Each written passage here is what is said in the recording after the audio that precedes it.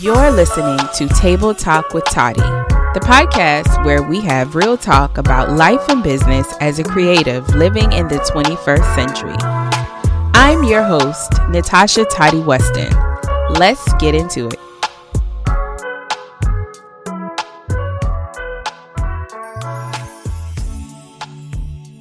And so not only did I make the decision to change my mind, but I realized that timing really does matter and that you have to know when it's time to let go.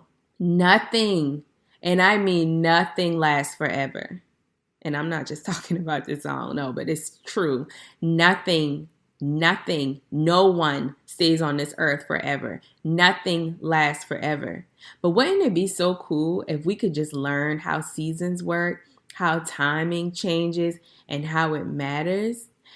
Y'all, everything I'm going through right now is so in alignment with me ending this podcast. And so it seems like I'm losing something. It might seem like I'm ending something, but really, again, this is just literally closing one door and walking into another. And I just couldn't be more happy about where I am for that reason. Yesterday, I had a catch-up call with a good friend of mine who used to be an intern, who I've worked with in a business capacity for a long time. And she and I basically caught back up. We scheduled some time to catch up and just see what's been going on with each other offline and, just catching up. And this person is someone who's younger than I am. And, we've always kept in contact on Instagram. But it has literally been years since we've actually gotten on the phone or on Zoom and talked about what was really going on. And we ended up talking for like 2.5 hours. And one of the common things that we both were experiencing as creatives is the whole pivot thing, right?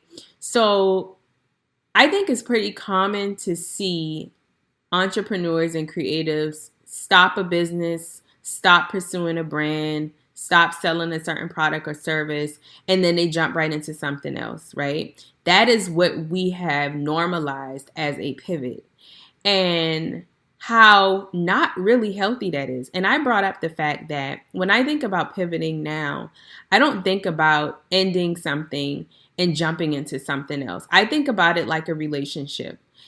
It's like when you go through a breakup and then you meet someone in three weeks and now you're in another relationship. Did you really give yourself time to sit in what you just ended and to sit in what that season was and what you would like to see moving forward? Did you really sit in it?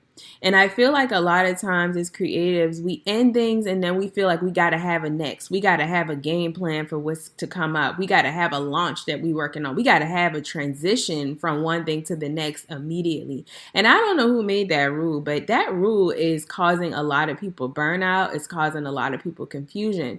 And I vowed in this season to not do that. And that is why you guys haven't seen me launch anything really at all this year. I have been literally sitting still and just living my life and allowing my life to push me in the direction that it's going in.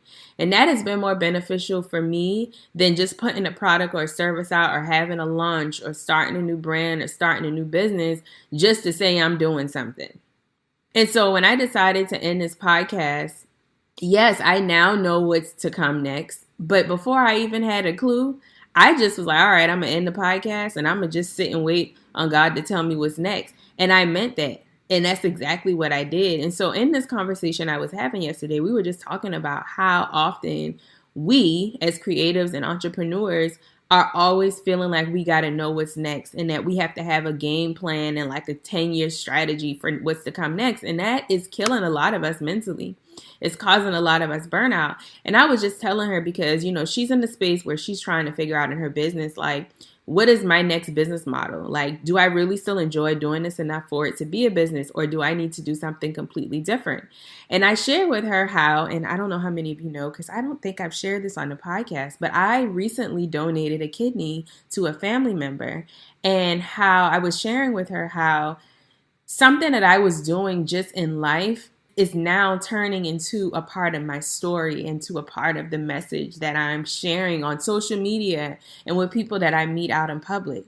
And how I had no plan. This was not in my head that it would go this way. I've had more media coverage in the last 2 weeks than I've had in 10 plus years in my business, it seems like. People are wanting to hear this part of my story. People are wanting to ask questions and find out how they can contribute to helping me tell my story.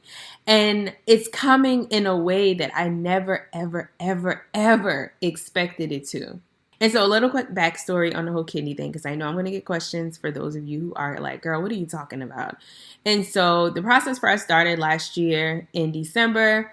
Long story short, an older cousin of mine had been having kidney problems for a while. He had been on dialysis for a while. And one day in our family group chat, my mom proposed, hey, why don't some of us go out and get tested? I agreed to go do it. I passed through the first assessment.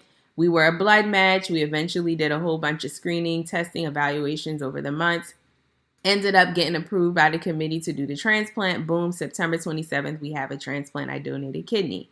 The way the media has been eating this story up, the whole kidney cousin story, is mind-blowing, right? And so now here I am finding myself advocating for living a healthier lifestyle and for getting more educated on becoming a donor, because I don't know about you, but before I became a living kidney donor, I thought you had to be deceased to donate any organs. I thought that donating a kidney meant shortening your lifespan. And it wasn't until I was in it, living it, that I was becoming more educated, and that now as I've done it, I want to advocate for more people, even considering the idea of organ donation or kidney donation, and how it's forcing me to live a healthier lifestyle and to have different conversations, like just more meaningful conversations. And that is why it's very hard. And I tell people this all the time. It is so hard to be living one type of life and branding yourself as another type of person, because it's not authentic. It's hard to keep up with. And that is why I can't continue on this business podcast.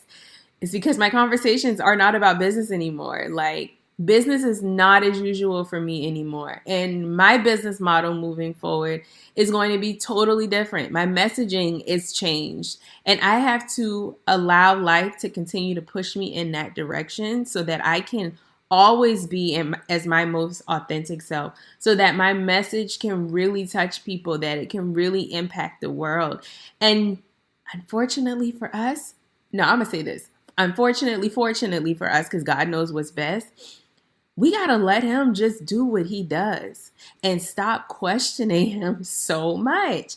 And so anyway, long story short, in the conversation I was having with my friend, I basically told her, look, girl, you might just have to put a pause on it, on what you think is business, what you think is building your brand, and go just live your life a little bit. Go to the park with those kids. Go do some girls' night out. Go to the grocery store and have conversations with strangers. Just live a little. And I promise you, if you live a little, God will align opportunities that align with your living. Okay? And that's the message that I want people to get, is that I didn't lose a kidney. I gained a new message. I gained more impact, right? I'm not losing this podcast, but I'm gaining a new opportunity to share another aspect of my story, to share another aspect of impact, to have more meaningful conversations. And so we have to start looking at the end as the beginning, because it really truly is. And when you start to embrace life and ending businesses and ending friendships and ending relationships in that way, you'll be so surprised at how beautiful and how fulfilled you'll feel. And another thing my friend was saying was that, she's struggling right now between business and impact. And we should never feel that way, right? Our businesses should be making an impact. whatever that looks like. We should not ever feel like we're neglecting the opportunity to be impactful because of a business. You shouldn't have to sacrifice one to do the other. And so I want to encourage you guys in this moment, as I'm ending this podcast, to embrace the ends of whatever eras you have to end. Whether it's friendships, businesses, products, services, whatever it is that you need to let go of it so that you can walk into your new season. Reflect on what you have going on and consider whether they might be nearing the ends of an era. And understand that it is okay to change your mind and look forward to something different. And that, my friends, is what I wanted to share. And to be honest, I thought I was going to say a whole lot more, but there's really not much more to say.